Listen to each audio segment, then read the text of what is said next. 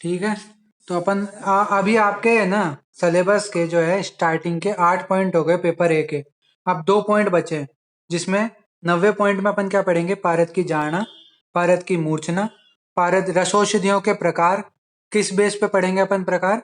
उनके निर्माण की विधि के बेस पे। तो 4 प्रकार के होते हैं, ठीक है। परपटी, पोटली, खल्व और कुपीपक्व, ये चारों जो है अपन रसौषधियों के प्रकार उनकी डिटेल पढ़ेंगे, ठीक है। भारत से रिलेटेड जो कुछ योग हैं उनके बारे में पढ़ेंगे। इस प्रकार से जो है 9वां पॉइंट है। फिर 10वां पॉइंट होगा स्टैंडर्डाइजेशन से रिलेटेड, कि जो रसौषधियां हैं उनके स्टैंडर्डाइजेशन के बारे में जो है अपन पढ़ेंगे, ठीक है। तो इस प्रकार से जो अपने 2 पॉइंट होंगे, इन दोनों पॉइंट को अगले 2-3 दिन में मैं खत्म करना चाहता हूँ, ताकि क्या है 1 तारीख को अपन इससे रिलेटेड, भारत से रिलेटेड जो जो क्वेश्चन आते हैं उनका एक बार डिस्कशन कर लें, और अपना 50 नंबर का जो है रसशास्त्र वैशज्य का जो है रसशास्त्र वाले पेपर का जो है कंप्लीट हो जाएगा। मतलब पेपर 1 का पार्ट ए कंप्लीट हो जाएगा, ठीक है। तो इसमें बस मेरे को आप लोगों की हेल्प चाहिए कि भाई अपन, मैंने आपको कही थी वैसे 31 और 1 की क्लास लेनी चाहिए। तो अगर कुछ काम पड़ गया 31 को, मेरा कुछ काम है, तो अगर मैं फ्री हो गया 4:30 से पहले, तब तो 31 को क्लास लूंगा, नहीं तो 1 को तो क्लास लेनी है, ठीक है। और इसको कंप्लीट करना है, क्योंकि कई यूनिवर्सिटीज ऐसी है जिनके एग्जाम्स अभी आ रहे हैं, तो उन बच्चों को जितनी हो सके उतनी हेल्प तो मैं करूं, ठीक है। हाँ, अगर ज़्यादा जल्दी लगे तो आप लोग बोल सकते हैं, ठीक है। पर मेरे हिसाब से कोई जल्दी नहीं है, आराम आराम से चल रहा है अपना सिलेबस। और अगर साथ पढ़ते रहे आपको, तो फिर तो आप टेंशन फ्री रहो, आपके बहुत अच्छे नंबर आने वाले हैं रसशास्त्र वैशज्य में, साथ साथ पढ़ते रहे तो, ठीक है। तो शुरू करते हैं अपन। मैं टॉपिक निकाल लेता हूँ।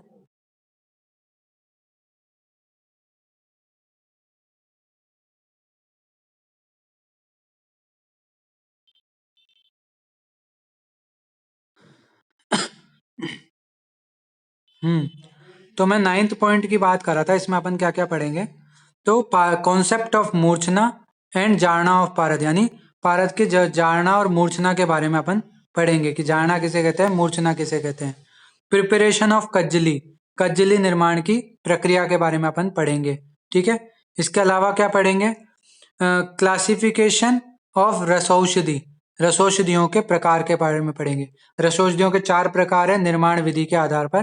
पहला खलवीय रसायन, जिसमें अपने एग्जाम्पल के रूप में त्रिभुवन कीर्ति रस पढ़ेंगे, ठीक है। फिर परपटी रस है, ठीक है। परपटी में कौन सा पढ़ेंगे अपन? रस परपटी।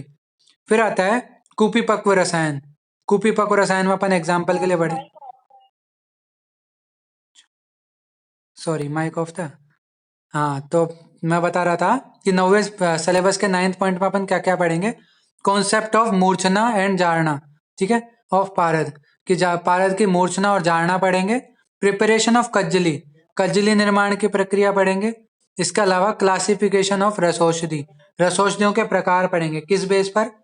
निर्माण विधि के आधार पर, कि उसको निर्माण करने की अलग अलग 4 विधियां होती है।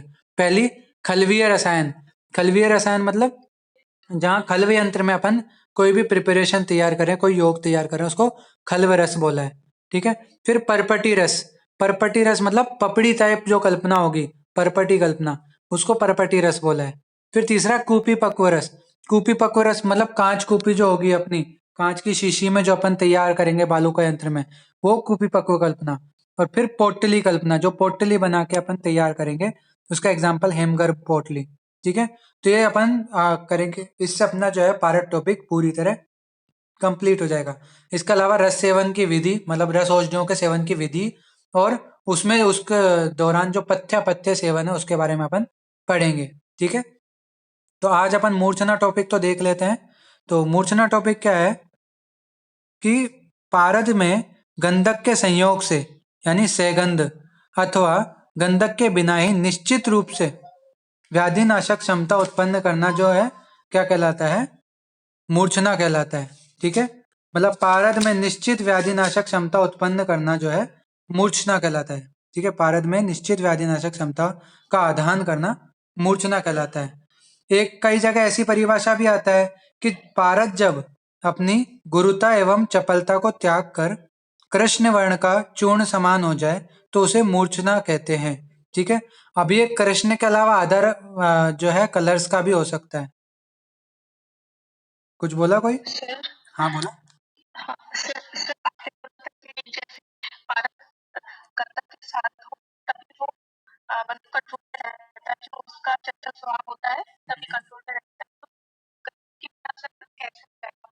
ऐसा है ना कि कई योग ऐसे होते हैं जिसमें गंधक अपन यूज नहीं करते हैं, जैसे कि मैंने क्या कि प्रिपरेशन जो अपन बनाते हैं वो पुरुषों के अकॉर्डिंग, जो भी रोगी है उसके अकॉर्डिंग बनाते हैं, ठीक है। जैसे किसी को गंधक से एलर्जी हो तो उसको अपन गंधक यूज नहीं कर सकते, उसके लिए एक ऐसी कल्पना बनानी पड़ेगी अपन को जिसमें गंधक नहीं हो। और रसौषधियां ऐसी होती हैं जो बहुत फास्ट एक्टिंग होती है और बहुत जल्दी किसी रोग को शमन करने वाली होती है। जहां पर काष्ठ औषधि फेल हो गई वहां पर रसौषधि काम करने वाली होती है, ठीक है। तो ऐसी स्थिति में क्या करते हैं अपन, निर्गंध योग भी बनाते हैं कई, मतलब बिना गंधक के भी अपन योग बनाते हैं। ऐसा नहीं है कि गंधक नहीं होगा तो पारद काम ही नहीं करेगा, बट यह है कि गंधक के साथ अभी अपन ये पढ़ेंगे ये चीज, सैगंध और जो अपन मूर्छना करेंगे और निर्गंध मूर्छना करेंगे उसके क्या इफेक्ट होते हैं इसके बारे में अपन पढ़ेंगे, ठीक है। जब आपको पता लगेगा क्या डिफरेंस है, गंधक की क्या इंपॉर्टेंस है, मैंने क्यों कहा कि गंधक जो है सोलमेट की तरह है भारत के लिए, वो मैं आपको बताऊंगा। जब अपन सैगंध और निर्गंध जो मूर्छना है उसके फल या उसके जो लाभ है उसके बारे में पढ़ेंगे ना, अभी आएगा टॉपिक, ठीक है। तो तब मैं आपको बताऊंगा, ठीक है। तो इसमें इसमें शायद है नहीं नोट्स में, मैं आपको बता दूंगा, मतलब अभी पढ़ा रहा हूँ मैं, अभी एक बार मूर्छना क्या है उसके मूर्छ प्रकार वगैरह है मैं वो बता दूं, फिर मूर्छन संस्कार और मूर्छना में भेद बताऊंगा, और फिर उसके बाद अपन सैगंध और निर्गंध मूर्छना फल की बात करेंगे। तो मूर्छना में मैं बता रहा था परिभाषा सबसे पहले। तो परिभाषा क्या है कि पारद में और गंधक के पारद में गंधक के संयोग से अथवा गंधक के बिना ही निश्चित रूप से व्याधिनाश की क्षमता उत्पन्न करने को अपन क्या बोलते हैं, मूर्छना कहते हैं। या फिर शॉर्ट में अपन कहें तो पारद में निश्चित व्याधिनाशक क्षमता उत्पन्न करना क्या कहलाता है, मूर्छना कहता है। तो कुछ आचार्य कहते हैं कि जब पारद अपनी गुरुता और चंचलता को त्याग कर कृष्ण वर्ण का चूर्ण समान हो जाता है तो उसको क्या बोलते हैं, मूर्छना कहते हैं, ठीक है। अब मूर्छना के प्रकार कितने होते हैं, दो प्रकार भी हो सकते हैं, तीन प्रकार भी हो सकते हैं, पांच प्रकार भी हो सकते हैं। दो प्रकार कैसे हो सकते हैं कि सैगंध मूर्छना और निर्गंध मूर्छना, मतलब गंधक से युक्त होकर और गंधक रहित जो मूर्छना करते हैं अपन, वो दो प्रकार की मूर्छना हो गई। तीन प्रकार की मूर्छना कैसे होती है, वो जिस यंत्र में अपन मूर्छना कर रहे हैं उसके अकॉर्डिंग होगी। बहिर्धूम मूर्छना, जिसमें ओपन जो यंत्र है, खुला यंत्र है, जैसे कि बालू का यंत्र हो गया, वो खुला यंत्र होता है, तो वो बहिर्धूम, जिसमें बाहर धुआं मतलब धूम रूप में जो है पारद निकल सकता है, ठीक है। ओपन ओपन यंत्र में जो है अपन वो प्रक्रिया करें तो बहिर्धूम। अंतर्धूम मतलब जिसमें जो है जैसे कच्चा यंत्र होता है उसमें पारद अंदर ही रहता है, ठीक है, बंद रहता है, ढक्कन लगा होता है मूषा में, तो वो अंतर्धूम। निर्धूम मतलब जहां पर अपन टेम्परेचर इतना रखते हैं कि जो पारद और उसका योग है वो वेपोराइज नहीं होता, तो निर्धूम। इस प्रकार से तीन प्रकार जो होते हैं मूर्छना के, वो धूम के आधार पर होता है, बहिर्धूम, अंतर्धूम और निर्धूम। फिर इसके अलावा पांच प्रकार भी होते हैं, गंध पिष्टि, गंधबद्ध, गंध जीर्ण, रसगंध, रसगंध, ठीक है, कज्जली और धातु पिष्टि। ये पांच प्रकार के भी माने जाते हैं। तो ये मूर्छना के दो, तीन और पांच प्रकार आपको ऐसे याद रखने हैं, ठीक है। अब जो ये गंधक के मूर्छना के पांच प्रकार हैं ये आयुर्वेद प्रकाश में बताए गए हैं, और दो प्रकार जो है अपने रस तरंगिणी इनमें बताए गए हैं। तो इसलिए आपको वैसे तो सैगंध निर्गंध और बहिर्धूम अंतर्धूम निर्धूम ये दो ही याद रखने हैं। जो ये याद रख सकता है पांच भेद वाला, वो और भी अच्छा है, ठीक है। अब कुछ आचार्य क्या बोलते हैं, मूर्छना और जारणा को सेम मानते हैं, लेकिन मूर्छना से अपन क्या करते हैं, निश्चित व्याधिनाशक क्षमता उत्पन्न करते हैं, और जारणा मतलब जो है पारद में क्या है कि रोगों को नाश करने की, जो अपन मतलब क्या बोलते हैं, रोग अन्य जो द्रव्य हैं उनको जो है ग्रहण करने की शक्ति को बढ़ाना जारणा कहलाता है। समझ में आ गया दोनों में अंतर। मूर्छना से अपन निश्चित व्याधिनाशक क्षमता उत्पन्न कर रहे हैं, जबकि जारणा में पारद की अपन अन्य धातु या रस मारस आदि को ग्रहण करने की क्षमता है वो बढ़ा रहे हैं, ठीक है। तो ये मूर्छना और जारणा में अंतर है। तो अब मूर्छना लक्षण, यहाँ पे अपन थोड़ा बहुत सैगंध और निर्गंध मूर्छना के बारे में पढ़ते हैं कि होता क्या है दोनों में। तो शुद्ध गंधक के साथ शुद्ध पारद को खल में अच्छी प्रकार से मर्दन करने पर पारद अपनी गुरुता व चपलता को त्याग कर कज्जलवत कृष्ण और सूक्ष्म रूप का हो जाता है, ठीक है। इस प्रकार जो है मूर्छना का वर्णन आपको मिलता है। मेनली मूर्छना में आपको 5 नंबर का क्वेश्चन आता है और आपको यही लिखना होता है। अगर अपन बात करें मूर्छन संस्कार और मूर्छना में भेद की, तो मूर्छन संस्कार में अपन ने क्या पढ़ा था, उसके लाभ क्या थे, सबसे पहली बात तो मुझे ये बताओ। कौन से नंबर का संस्कार था पहले ये बताओ। ठीक है, तो पहला तो ये अंतर हो गया कि जो मूर्छन संस्कार था वो क्या था, नैसर्गिक दोषों को दूर करने वाला था और तीसरे नंबर का संस्कार था। जबकि मूर्छना क्या है, पारद में व्याधिनाशक गुण को उत्पन्न करने वाला होता है। फिर जब मूर्छन संस्कार अपन ने किया था तो क्या पारद यूज करने योग्य हो गया था? नहीं हुआ था। ठीक है, पारद एकदम नष्ट पिष्ट हो गया था। जबकि मूर्छना जब अपन करते हैं तो जब निश्चित व्याधिनाशक क्षमता उत्पन्न होगी तो मतलब अपन उसको यूज कर सकते हैं, तो पारद यहाँ पे सेवन योग्य होता है। ठीक है, तो यहाँ पर ये दूसरा अंतर हो गया। तीसरा अंतर कि पारद में जो स्थित है ना दोष होते हैं, नैसर्गिक दोष होते हैं या फिर आगे यौगिक औपाधिक दोष होते हैं, वो मूर्छित हो जाते हैं। पारद मूर्छित हो गए तो उसके अंदर के दोष भी मूर्छित हो गए।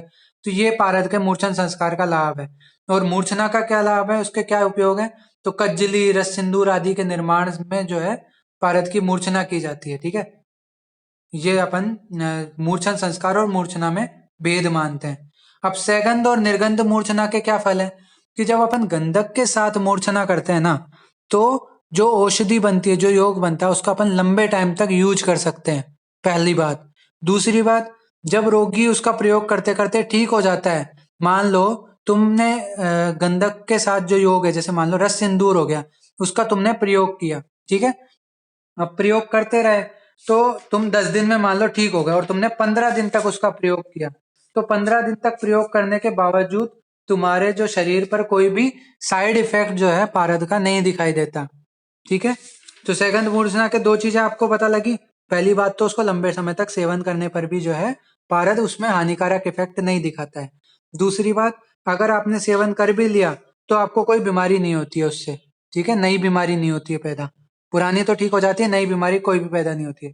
अब वहीं निर्गंध अगर आप यूज लेते हैं, जैसे कि एग्जाम्पल के लिए मैं बताऊं, रस कर्पूर, ठीक है, वो निर्गंध कल्पना है जिसमें गंधक यूज नहीं होता। तो निर्गंध मूर्छना अगर आप करते हैं, जैसे कि एग्जाम्पल के लिए रस कर्पूर का आप सेवन करते हैं, तो मान लो आपने उसका सेवन करना शुरू किया और 7 दिन में आपकी बीमारी ठीक हो गई। ठीक है, तो 8वें 9वें 10वें दिन जब आप उसको यूज करते हो तो आपको कुछ कॉम्प्लिकेशन दिखाई देने लग जाते हैं। पारद जो है वहां पर तीक्ष्ण रूप में होने के कारण इफेक्ट, साइड इफेक्ट दिखाने लग जाता है। तो पहला नुकसान तो ये।